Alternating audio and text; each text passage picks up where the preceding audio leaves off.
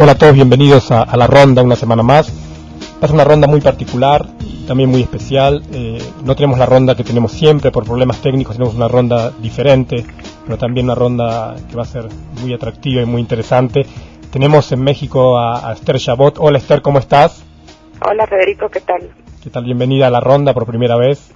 Gracias. Y tenemos aquí en el estudio de Madrid a Irit Green. Hola Irit, ¿cómo estás? Hola Fede. ¿Qué tal? Irit, como saben, es una de las expertas de Radio Sefarat en temas de actualidad israelí, de temas de tradición, de judaísmo, sí. Exactamente, de Torah.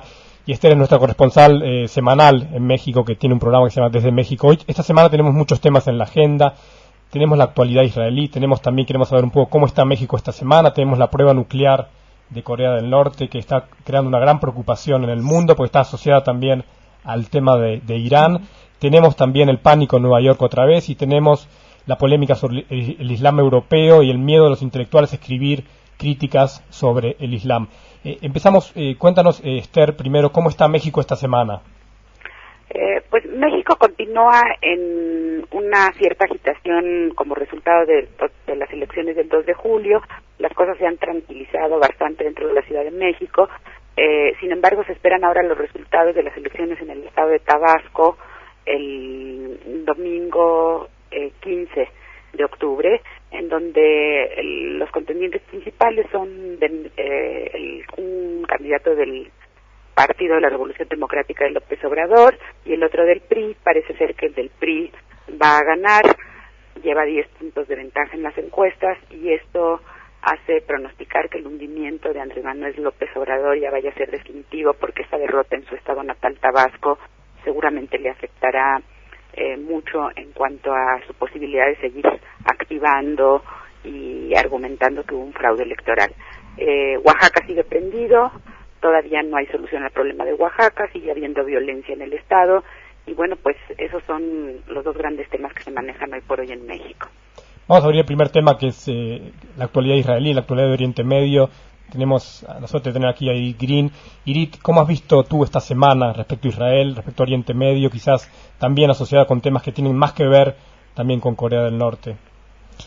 Israel, esta semana hubo varias reuniones del gobierno que tenían que ver siempre con el tema de Irán. Esto era el tema principal.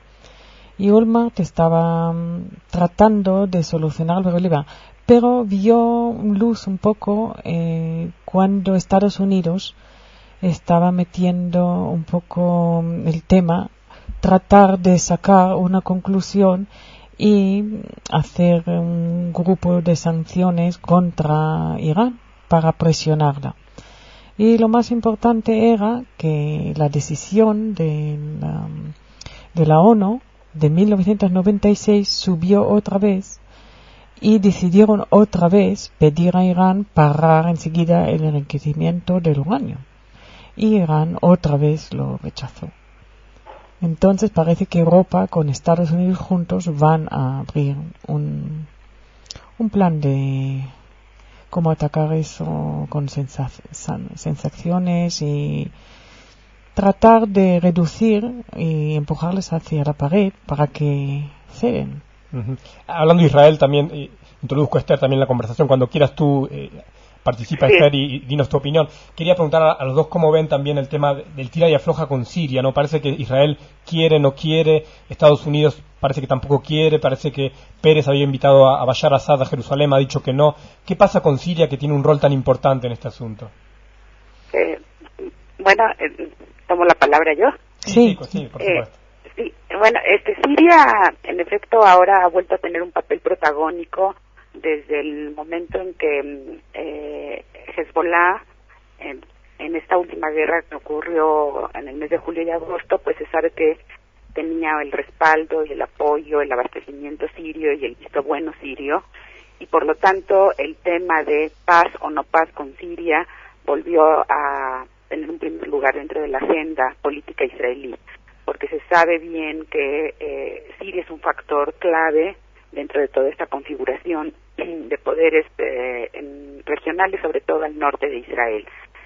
Aún desde la guerra misma había esta polémica dentro de Israel de si valía la pena realizar esfuerzos por tratar de conseguir un diálogo y una eventual acuerdo de paz con Siria, con vistas a desactivar esta peligrosidad en el norte, conectada con Hezbollah y con Irán incluso, o si no era pertinente en un momento como estos el ceder ante presiones de Siria. Y creo que esto se está reflejando hoy por hoy dentro de la discusión interna en Israel. Por ejemplo, Shimon Peres hace una invitación a Bashar Assad para que venga a Jerusalén a negociar y a dialogar, y por otro lado el primer ministro Ehud Olmert se muestra totalmente contrario a esta invitación de Peres. Esto expresa bastante adecuadamente la forma como se concibe el papel que Siria juega y la reacción que Israel debe de tener ante Siria. Creo que las opiniones están muy divididas en cuanto a cuál es la mejor táctica a seguir con Damasco. Hablando de divisiones, Irit, también hay una polémica esta semana en Israel sobre si tiene que entrar o no el partido de Avigdor Lieberman en la coalición de gobierno israelí. Sí, se dice que sería una buena cosa. Mucha gente tiene miedo porque se supone que es extrema derecha. Yo no lo veo así. Es un partido que presenta un poco un grupo de gente que venían de Rusia, que han vivido en otro régimen y han visto cómo iba ese régimen, a dónde los iba, y vinieron a Israel y quieren construir otra cosa. Quieren ir más a la derecha del centro, pero no muy extrema derecha. Entonces ellos son mucho más realistas porque han convivido con gente de muchas razas y tienen experiencia y deciden hacer ese partido en Israel. Yo veo que es un buen elemento, teniendo en cuenta que dentro del partido ya también hay gente de la izquierda, entonces habrá un poco gente de la derecha, porque el Likud no está y Olmert es de centro prácticamente, porque es liberal, es el partido liberal que viene él, que es el partido del centro de Israel, siempre era. Y el Likud se ha quedado fuera, entonces prácticamente en vez del Likud viene Lieberman. Son unos votos que son importantes y que pueden ser importantes en momentos de decisión. De hecho, está un poco asustado la gente de Palestina de lo que va a pasar en Israel, y el rey Abdallah de Jordania ayer les llamó la atención que deben tomar decisiones y formar un gobierno y ser más formales y decidir lo que van a hacer con Israel, porque es el momento de hacerlo ahora, antes que se supone que la derecha que entra ahora hará lo suyo y ya no podrán hacer mucho con Israel. ¿Y tú cómo lo ves, Esther, esta posible entrada de Lieberman en el gobierno? Bueno, la verdad es que creo que existen muchas reservas respecto al partido Israel Beiteinu de Avigdor Lieberman. Es cierto que hay dudas acerca de su conveniencia, de la conveniencia de que se incorpore a la coalición, y creo que estas dudas tienen que ver también con ciertos comportamientos no muy rectos, no muy honestos, un poco turbios de algunos de los miembros de este partido en el pasado. El mismo Avigdor Lieberman tiene un historial no muy limpio, se le considera un político astuto, sagaz, pero también dado a prácticas no muy transparentes, y en ese sentido como que hay un temor de que este carácter digamos tenebroso que tienen algunos de los personajes que integran a Israel Beiteinu se incorporen oficialmente a la coalición gobernante. Por más que en este momento haya pues una cierta incertidumbre acerca de cómo integrar el mejor gobierno o el gobierno más adecuado de cara a la crisis que está viviendo la sociedad israelí tras la guerra con Hezbollah y tras el desmoronamiento también del plan de convergencia de Olmert, que prácticamente ha dejado sin columna vertebral al gobierno en cuanto a programa político con relación al tema palestino. Yo quería que abordásemos ahora el segundo gran tema de esta charla de hoy, que es el ensayo nuclear de Corea del Norte. ¿Cómo lo habéis visto? En Israel estaban muy preocupados, si me preguntas a mí. Están muy preocupados porque también quieren ver la reacción de Irán, y Irán se fortalece porque dicen, si estos prueban, ¿por qué a nosotros no nos dejan? A ver, ¿por qué nos tratan así y a estos los dejan pasar? Israel está un poco preocupada por esa reacción del mundo. Y podría yo añadir también que En este caso, esta prueba nuclear de Corea del Norte y esta constatación de que efectivamente están en posesión de este tipo de armamento, un estado como Corea del Norte, que es un estado bandolero, un estado forajido, como le llamamos aquí en México, también despierta temor de que eventualmente Corea del Norte pudiera traspasar tecnología nuclear o algún tipo de instrumento de esa naturaleza al régimen iraní. En la medida en que están colocados dentro del mismo eje del mal, entre comillas, como fue descrito por el presidente Bush, pues en ese sentido parece ser que podrían tener una serie de afinidades, de complicidades y de ayudas mutuas que potenciarían este riesgo y esta amenaza de que estados con estas características de no democracia, de violación a derechos humanos y de una gran beligerancia estén en posesión de estos instrumentos de muerte tan nefastos. Estaremos muy atentos porque sin duda esto digamos, esta polémico ensayo tiene que ver con la estabilidad mundial, con muchos factores que tienen que ver también con Irán, como decíamos antes, también cómo habéis visto también que Egipto también ha anunciado que quiere también integrar el club atómico. Sí, bueno, en Egipto hubo una época con Nasser que tuvo sus pasitos también con ayuda de Alemania en el club atómico, pero esto se dejó de hacerlo con Sadat porque parece que invirtieron el dinero en el pueblo más y de momento van en ese camino, o sea, no los veo que van a ir invirtiendo en eso porque tienen demasiadas deudas en otras cosas para ponerse tan rápido a ese mundo. Estamos, Esther, ante un mundo donde vuelve la escalada atómica. Estamos otra vez en un mundo de Guerra Fría. Bueno, no en los mismos términos en los que se concebía antes la Guerra Fría del bloque comunista contra Occidente y viceversa, sino que, bueno, ahora estamos viendo, pienso yo, una mezcla mucho más alarmante y peligrosa, porque por un lado prosigue el desarrollo nuclear de este tipo de armamento tan destructivo y tan atemorizante, y por otro lado también está esta proliferación de la plaga del siglo XXI que podría ser el terrorismo. O sea que aquí tenemos una mezcla todavía más alarmante. Antes eran estados que poseían armamento nuclear y por lo tanto una gran capacidad destructiva. Ahora tenemos no solo a estados que tienen capacidad nuclear, sino a agrupaciones terroristas, células que se mueven de manera anónima, de manera oculta, clandestina, autónoma, que eventualmente podrían tener acceso a este tipo de arsenales a través de conductos, por supuesto, ilícitos, y que esto pues vuelve muchísimo más ominosa el escenario, pensando en la irresponsabilidad y la locura de estos grupos terroristas. Tenemos dos temas más que vamos a abordar con un poquito más de rapidez. Uno es el pánico en Nueva York y otro es el Islam europeo. Pánico en Nueva York, 5 años y un mes después, un 11 de octubre. Esto parece que fue un accidente, pero ¿cómo veis este pánico que nos realmente en Europa, en Occidente, en Estados Unidos, cada vez que hay un accidente pensamos inmediatamente en el terrorismo como factor que estuviera detrás? Eso pasa especialmente en Estados Unidos. Teniendo en cuenta lo que pasó con las dos torres, eso es una cosa que se queda por lo menos grabada para una generación. Y cualquier cosa pequeña enseguida se despierta otra vez estos sentimientos y los miedos y todo. Y ellos no han pasado de esto, es un shock, ellos todavía están en él. Y claro, esa avioneta enseguida despertó todas esas cosas. Y la gente se recordó enseguida esos momentos terribles que pasaban. Así que el miedo era natural. Uh-huh.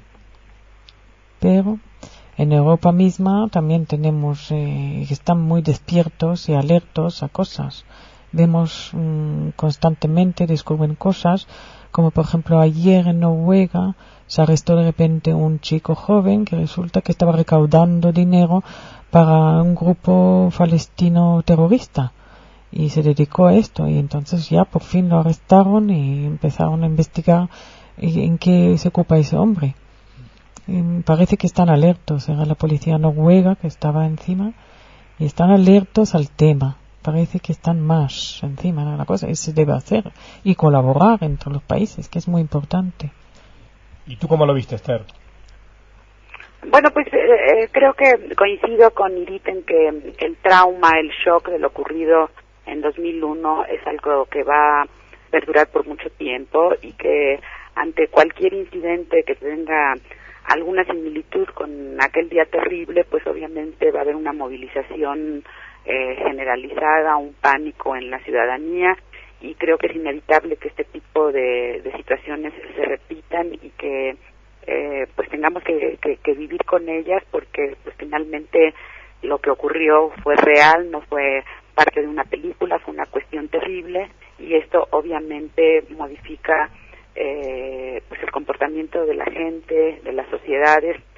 Tenemos lo que se llama el shock postraumático muy bien definido dentro de la psicología, y creo que aquí se trata también pues de lo mismo a nivel macro, a nivel de la sociedad general. Terminamos con un último tema que vamos a abordar, no con el tiempo que nos gustaría, pero es el Islam europeo. Este filósofo Robert Redeker, que ha escrito un artículo en Le Figaro en septiembre, y por ese artículo que decía qué hacer con el Islam, qué pueden hacer las sociedades libres frente al Islam fanático, el Islam radical. Y por este artículo Robert Redeker ha sido amenazado de muerte, está escondido en un lugar desconocido de Francia, vive bajo protección policial, y ha habido una gran polémica. ¿Cómo veis realmente esta cuestión? ¿Cómo está el Islam europeo en este momento y qué se puede hacer para que no pasen este tipo de cosas? Y también, ¿qué supone esto también para la libertad de expresión en Europa? Yo creo que no se debe ceder de ninguna manera. La libertad de Europa es muy importante y debe ser la libertad de todo el mundo, pero ya sabemos que eso es imposible. Pero en Europa no se debe ceder, se debe tratar de educar, ya que en Europa viven mucha gente de la religión islámica.